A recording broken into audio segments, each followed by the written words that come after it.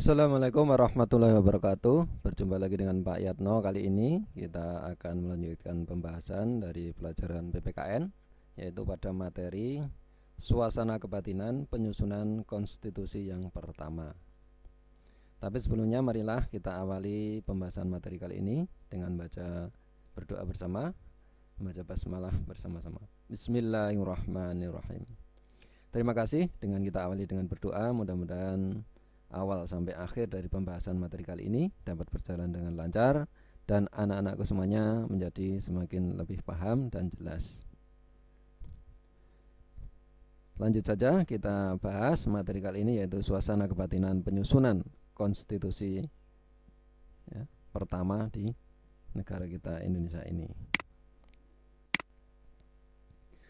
Untuk menyelidiki hukum suatu negara, hal-hal yang perlu dilakukan agar kita bisa memahami,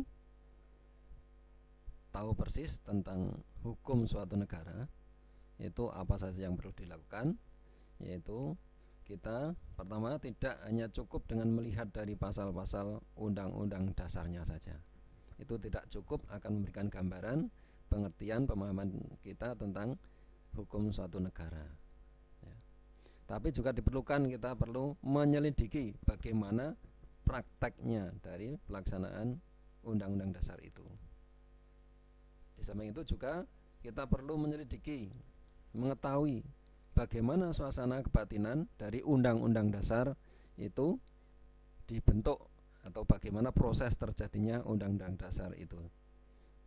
Dengan begitu nantinya akan memperoleh pemahaman yang jelas mengenai hukum suatu negara tertentu, termasuk gimana negara kita dalam kita memahami Undang-Undang Dasar 1945. Tidak cukup kita dengan hanya melihat atau membaca pasal-pasal di Undang-Undang Dasar itu sendiri, tapi juga perlu kita menyelidiki, mengamati tentang prakteknya, bagaimana proses terjadinya atau terbentuknya Undang-Undang Dasar 1945 itu sendiri. Nanti akan memperoleh gambaran yang jelas tentang hukum suatu Undang-Undang Dasar Negara Republik Indonesia itu sendiri. Next, lanjut.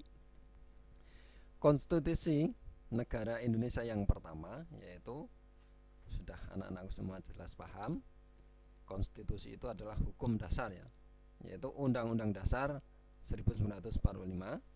Untuk mengetahui suasana kebatinan penyusunan Undang-Undang Dasar Negara Republik Indonesia tahun 1945, kita harus dapat melihat pada pokok-pokok pikiran, di samping melihat hal-hal tadi di atas yang terdapat dalam pembukaan Undang-Undang Dasar Negara Republik Indonesia tahun 1945.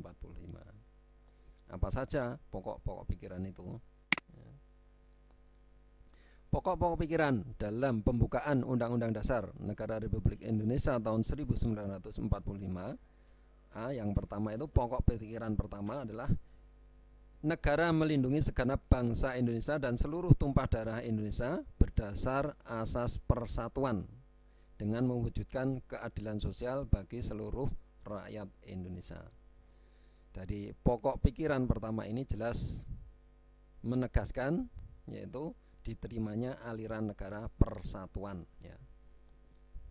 Kita bangsa Indonesia menerima adanya aliran negara persatuan. Juga persatuan yang meliputi, apa yang dimaksud di sini adalah segenap bangsa Indonesia seluruhnya, tanpa ada diskriminasi. Kemudian warga negara wajib mengutamakan kepentingan negara di atas kepentingan golongan atau perorangan. Jadi kepentingan negara itu, bangsa dan negara itu diutamakan melebihi kepentingan pribadi dan golongan. Lanjut. Pokok pikiran yang kedua, yaitu yang terkandung dalam pembukaan Undang-Undang Dasar 1945, adalah negara hendak mewujudkan keadilan sosial bagi seluruh rakyat Indonesia. Ini menjelaskan tentang tujuan atau cita-cita yang ingin dicapai negara Indonesia pada pokok pikiran kedua. Juga dapat menentukan jalan serta aturan-aturan mana yang harus dilaksanakan dalam Undang-Undang Dasar agar sampai pada tujuan negara yang dicita-citakan dengan bekal persatuan di atas. Lanjut.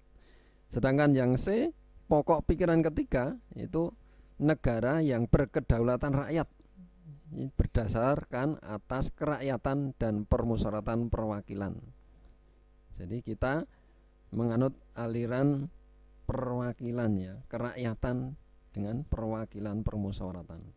Konsekuensi logisnya bahwa sistem negara yang terbentuk dalam Undang-Undang Dasar harus berdasarkan atas kedaulatan rakyat dan berdasarkan pada permusyawaratan perwakilan. Ini konsekuensi logis dari kita menganut aliran kedaulatan rakyat ya.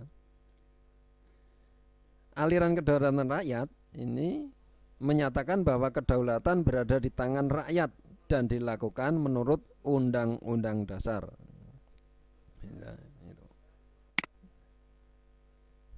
Pokok pikiran yang keempat atau yang D adalah negara berdasarkan atas ketuhanan yang Maha Esa menurut dasar kemanusiaan yang adil dan beradab.